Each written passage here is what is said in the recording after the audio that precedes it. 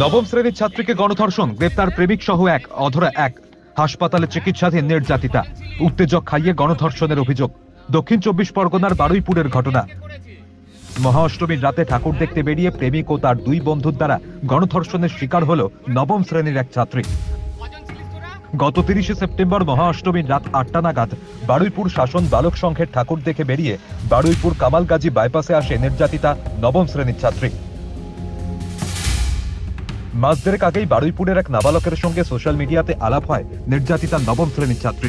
তারপর থেকে একে অপরের নাম্বার দেওয়া নেওয়া, তারপরেই ফোনে প্রেমের সম্পর্ক গড়ে ওঠা। সেই সম্পর্কের ভরসাতে অষ্টমীর রাতে বারুইপুর বাইপাস থেকে প্রেমিকের বাইকে উঠে নির্যাতিতা ঠাকুর দেখবে বলে। তখন প্রেমিক ছাড়াও আরো একটি বাইকে প্রেমিকের দুজন বন্ধু ছিল। বারুইপুর শাসন বাইপাস থেকে সোজা বাইকে করে নির্যাতিতাকে বারুইপুর পূর্ব বিধানসভার বেগমপুর কাটাখাল বাইপাসে নিয়ে যায় তার প্রেমিক।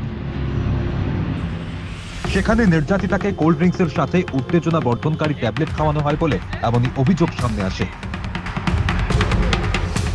তারপর বেগমপুর কাটাখাল বাইপাস থেকে উত্তর ভাগে যাওয়ার রাস্তা ধরে ভেতরের একটি নির্জন গলির রাস্তাতে ঢুকে নির্যাতিতাকে ধর্ষণ করে প্রেমিক, এমনই অভিযোগ করেছে তার পরিবার।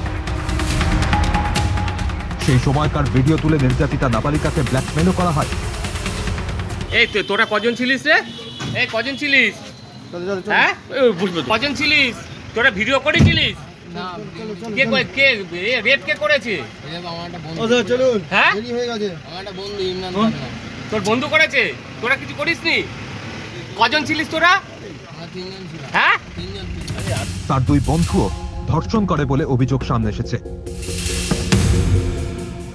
তারপর রাতেই নির্যাতিতা নাবালিকাকে সীতাকুণ্ডুর কাছে তার আত্মীয়ের বাড়ির কাছে রেখে দিয়ে পালিয়ে যায় প্রেমিক। 1 অক্টোবর নবমীর সকাল থেকেই অসুস্থ হয়ে পড়ে নির্যাতিতা। নির্যাতিতার পরিবারের লোকজনকে খবর দেয় আত্মীয়রা।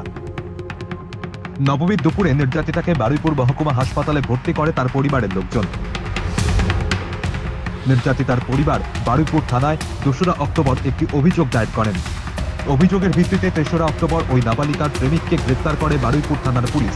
তাকে জিজ্ঞাসা করে 4 তারিখ তার বন্ধু আরমান আকুঞ্জকে গ্রেফতার করে বারুইপুর থানার পুলিশ।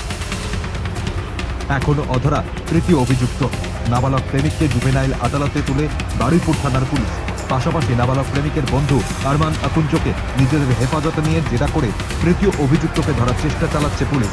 নির্যাতিতা নবম শ্রেণীর ছাত্রী এখনো বারুইপুর মহকুমা হাসপাতালে চিকিৎসাধীন।